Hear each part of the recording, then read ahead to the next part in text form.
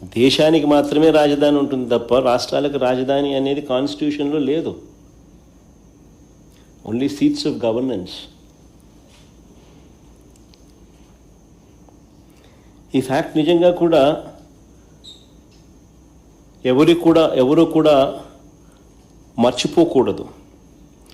సాక్షాత్తు కేంద్ర ప్రభుత్వం కూడా రాజధాని అనేది రాష్ట్రాల ఇష్టం అంటూ అధికారికంగా వీళ్ళు మన ఏపీ హైకోర్టులో కౌంటర్ అఫిడవిట్ కూడా దాఖలు చేసినారు. కేంద్ర ప్రభుత్వం ఆంధ్రప్రదేశ్ హైకోర్టులో ఒక కౌంటర్ అఫిడవిట్ కూడా దాఖలు చేసినారు. ఈ మేరకు రాజధాని విషయంలో కేంద్ర ప్రభుత్వానికి ఎలాంటి పాత్ర లేదు అని కూడా ఆ అఫిడవిట్లో వాళ్ళు పేర్కొన్నారు. మన కళ్ళ ఎదుటే 2000 సంవత్సరంలో కేంద్రం కొత్తగా 2000 సంవత్సరంలో ఉత్తరాఖండ్, జార్ఖండ్, ఛత్తీస్గఢ్ రాష్ట్రాలను కేంద్రము తీసుకొచ్చింది. మన కళ్ళ ముందునే 2000 సంవత్సరంలో ఆ రాష్ట్రాలకు రాజధానులు ఎలా వచ్చాయి? కేంద్రం ఏదైనా డిసైడ్ చేసిందా? కేంద్రం నిర్ణయించలేదే. ఆయా రాష్ట్రాలు వాళ్ళు నిర్ణయించుకున్నారు.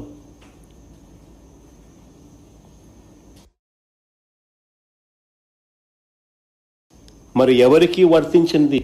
మరి 7 ఏళ్లుగా నేను చంద్రబాబు నాయుడు గారిని అడుగుతా ఉన్నా, మరి 7 ఏళ్లుగా మీరే ముఖ్యమంత్రిగా ఉండి, మొదటి టర్మ్ 5 సంవత్సరాలు, తర్వాత ఇప్పుడు 2 సంవత్సరాలు, మరి 7 ఏళ్ళు మీరే ముఖ్యమంత్రిగా ఉండి 1,00,000 ఎకరాల అమరావతిలో ఇంతవరకు కట్టింది ఎంత? 1,00,000 ఎకరాల అమరావతిలో ఈయన 7 ఏళ్ళు ముఖ్యమంత్రిగా ఉంటూ అమరావతి అనేది తన పెట్ ప్రాజెక్ట్ అంటూ తాను నినాదమిస్తూ తాను ఇంతవరకు కట్టింది ఎంత? నిజంగా సెల్ఫ్ ఫైనాన్స్ ప్రాజెక్ట్ అయ్యిందా ఇది? నిజంగా అమరావతి అని సెల్ఫ్ ఫైనాన్సా? ఈయన డబ్బా కొట్టినట్టుగా ఏ దేశం పోతే ఆ దేశం బొమ్మలు ఈయన చూపిస్తాడు. ఏ దేశం ఈయన పోయినా ఆ దేశం బొమ్మలు చూపిస్తాడు. చూపించి అదిగో ఇదే అమరావతి అని అంటాడు. మరి ఎంతవరకు వచ్చిందని అడుగుతా ఉన్నా. ఆ దేశాలు ఇక్కడ ఏమైనా కనపడుతున్నాయా? కనీసం భూములు ఇచ్చిన రైతులకు చెప్పిన హామీలైనా నెరవేర్చాడా ఈ పెద్ద మనిషి? మొదట తీసుకున్న 50,000 ఎకరాల్లో, వెరీ ఇంపార్టెంట్ ఇది, మొదట తీసుకున్న 50,000 ఎకరాల్లోనే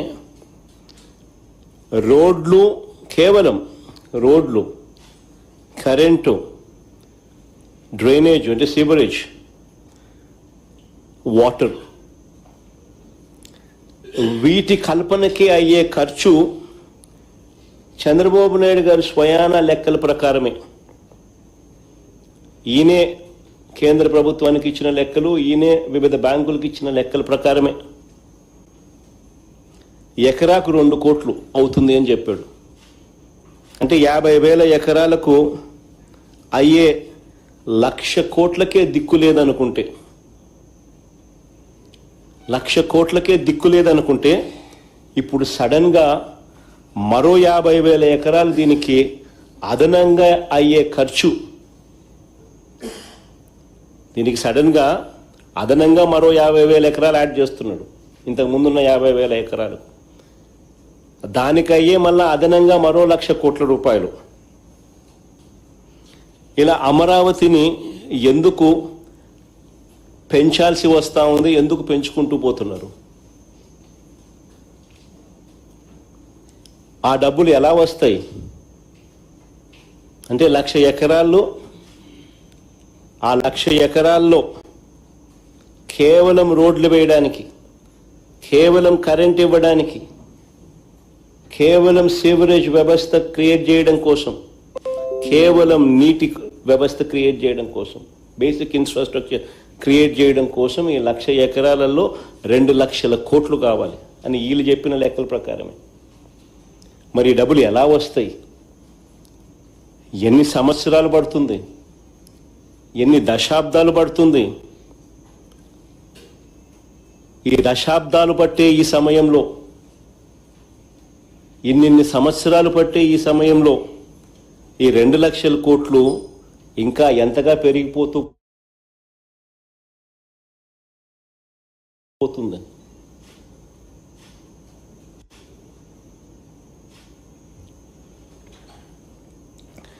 రెండు 2019కు ముందు ఈయనే స్వయంగా చేసిన మాస్టర్ ప్లాన్, 2019కు ముందు 50,000 ఎకరాలకు సంబంధించి బ్రహ్మాండమైన వరల్డ్ క్లాస్ రాజధాని ఇక్కడ వస్తూ ఉందని ఈయనే మాస్టర్ ప్లాన్ తయారు చేసినాడు, మనందరికీ ఊదరగొట్టి బాహుబలి సెట్టింగ్లన్నీ చూపించి. మరి 2019కు ముందు ఈయనే స్వయంగా చేసిన మాస్టర్ ప్లాన్ను సడన్గా ఈయనే ఎందుకు మారుస్తున్నాడు?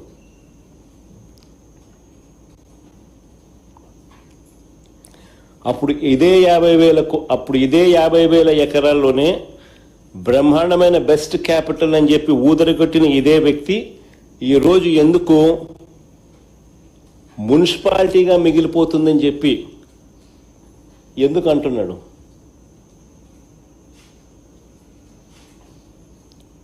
ఆ మాట అని ఇంకొక 50,000 ఎకరాలు కావాలంటున్నాడు. మరి ఇంతకుముందు 50,000 ఎకరాలతోనే వరల్డ్ క్లాస్ సిటీ అని చెప్పిన వ్యక్తి ఈరోజు ఏమంటున్నాడు?